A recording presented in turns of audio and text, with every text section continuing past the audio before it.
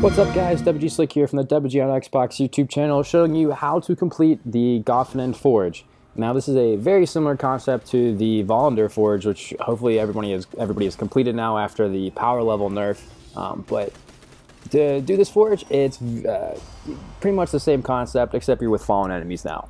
So as we go to start this first wave here, again we're throwing in Radiant batteries, but the enemies with the Radiant batteries this time, instead of Scions and Gladiators, are going to be Dregs and Captains. And the Dregs and Captains are seriously nothing to worry about. This first round is just as easy as the Cabal one. In fact, this is I consider this forge to be a little bit easier, especially if you're looking at it in terms of light level. This is a 610 level forge, and hopefully if you had already done the first forge, you know, subpar, for light level, you'll already be at the right light level to do this one. So the first wave, like I said, just Dregs and Captains, nothing too hard. But once you get to the second wave, it gets a little bit more difficult.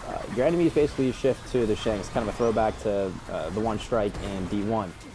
You're going to deal with the Tracer Shanks, you know, the little snipers for the one level Radiant batteries, and then for the upper level, it's got the Heavy Shanks.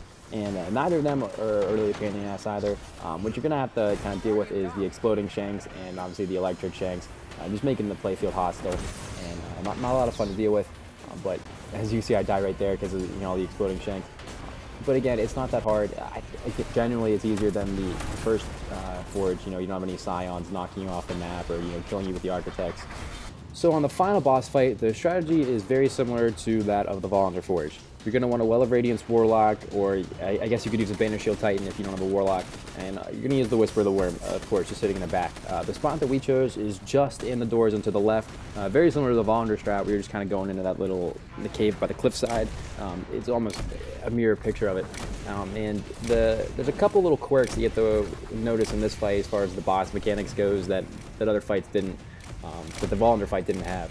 Number one, you have the Servitor's Grasp, so you're going to get pulled up into the air and fall down just like you're doing the public event, and that can screw up your Whisper timing, but hopefully you have enough ammo, you grab the public event banner before you came in, so you're not going to have to worry about, you know, that screwing up your shot chain.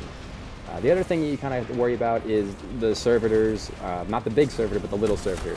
We had this happen in our first run of this, where the boss Servitor and a little Servitor actually like chain protected each other. So we couldn't do damage to either one, and we were trying to, like, you know, force one out of the way or behind a rock or something so it would break the chain of, you know, protection or whatever. And that gave us a little bit of trouble, but, you know, obviously nothing you can't overcome. The last thing, you just got to make sure as you're looking out for your sight lines, occasionally he's going to move behind a rock and not going to be able to shoot him. Other than that, guys, that's all the strategy is. Thank you very much for watching, and I'll see you in the next one.